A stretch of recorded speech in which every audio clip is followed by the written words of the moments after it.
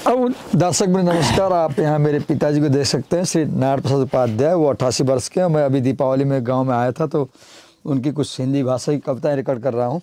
तो आप कौन सी कविता पढ़ेंगे? आस्था। आस्था कहाँ ये? तो मैं पढ़ूंगा, आप उसका अर्थ बताइए। ठीक है? ठीक, कविता मैं पढ़ूंगा। ठीक पढ़ो।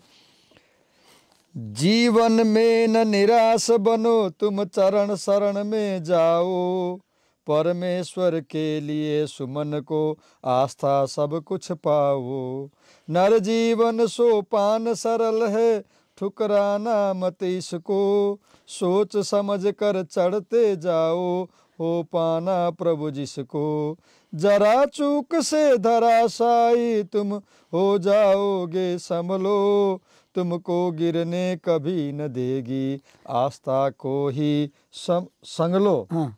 है आस्था ही संबल तेरी, मान कही यह मेरी, बात सहज भवकूप अंधेरे से हो पार न देरी।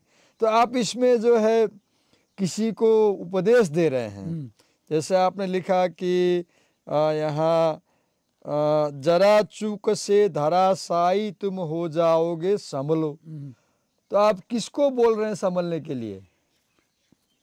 संसार के जो जीव हैं, मानव हैं, जो पढ़े इसको, इसका पढ़ करके समझ ले, हम गलत न जाए। तो जैसा हम देख रहे हैं आपकी कविता में बार बार आप जो है मानव को उपदेश दे रहे हैं, मानव को शिक्षा दे रहे हैं, सीख दे रहे हैं कि तुम ऐसा गलत मत करो, अच्छा करो।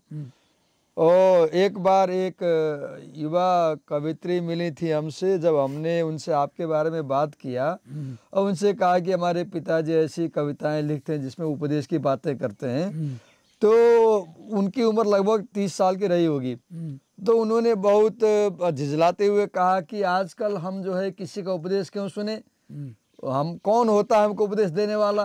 हम तो अधिकार की कविताएं लिखते हैं, हम तो संघर्ष की कविताएं लिखते हैं, हम तो लड़ाई की कविताएं लिखते हैं।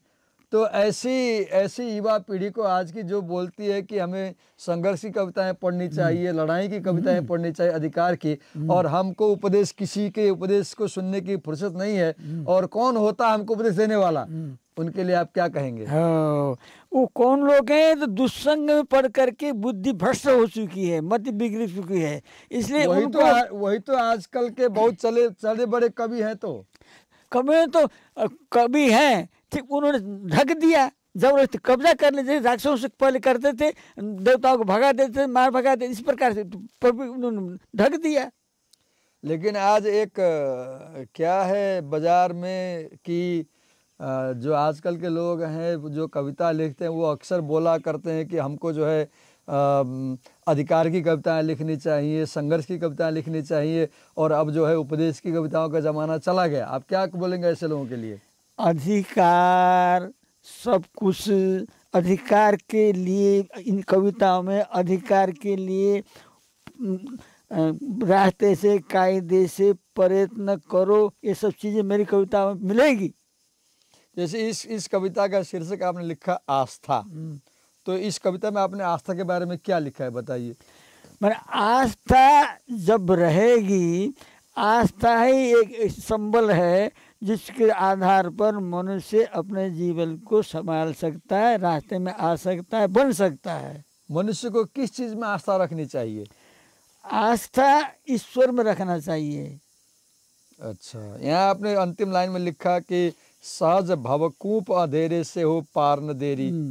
तो आपने भवकूप किसको बोला? संसार को? संसार ये तो अंधेरा कुआं है, इसको रूपक है। क्यों संसार अंधेरा कुआं पिता? जैसे आज देखिए इतनी वैज्ञानिक चीजें बन रही हैं, आदमी चंद्रमा में पहुंच गया, आदमी कहाँ कहाँ पहुंच रहा है, और विज्ञान के कारण आप ये कैमरा बना हम खींच रहे हैं, तो विज्ञान से बनी चीजों से हमारा जीवन इतना सहज हो रहा है, तो कैसे मान सकते हैं ये संसार अंधेरा कुआं है? अंधेरे कुएं में भी ज्ञान रूपी प्रकाश लेकर के देख लेता है। लेकिन बहुत से लोग जो आपकी ये कविताएं सुन रहे होंगे हमारे इस चैनल से, वो आपसे असहमत होंगे इस बात पर कि ये संसार अंधेरा कुआं है, क्योंकि जो नास्तिक लोग हैं, जिनको ईश्वर में आस्था नहीं है, जो भौतिकवादी हैं, वो तो ये विश्वास करते हैं कि यह संसार ही स्वर्ग है और जो मिलना है यही मिलना है। मरने के बाद तो कहाँ कौन देखा है कहाँ जाते हैं, तो उनको आप क्या कहेंगे? ये तो ऐसे बहुत से लोग हैं जो नहीं ठीक मानते हैं मान कि हम रहे मरने हैं। के बाद स्वर्ग जाते हैं। किसने देखा है स्वर्ग नरक को? सब चीज देखने के लिए, सब चीज देखने होते हैं, अनुभव गम्य होता है, अनुभव किया जाता है। देखो बाहर, सोचो अंदर, इतर न होगा कोई। देखो बाहर, सोचो अंदर, इतर न होगा कोई। इतर न होगा कोई। सब अपने होंगे, कोई बात नहीं, सब सब सब अपने होंगे। अगली पंक्ति बोलिए इसकी। देखो बाहर, सोचो भीतर, इतर न होगा कोई। तितर वो तितर बितर ही वो तो होगा जिसने मंत्र खोई। तितर बितर तो वही होगा जिसने तितर बितर तो बितर ही वह तो होगा जिसने मंत्र खोई। तितर बितर तो वही होगा जिसने मंत्र खोई। इसमें अच्छी बात ये लगी आपने बोला कि देखो बाहर, सोचो अंदर, तो अच्छी बात है, क्योंकि ये तो विज्ञान भी मानता है, हम सब लोग मानते हैं कि जब बाहर देखते हैं जगत को तो देखने में हमको अंतर में उसका ध्यान करना चाहिए। तो हम इसको यहीं रोकते हैं, फिर अगले रिकॉर्ड में आपकी अगली कविता सुनेंगे, ठीक है।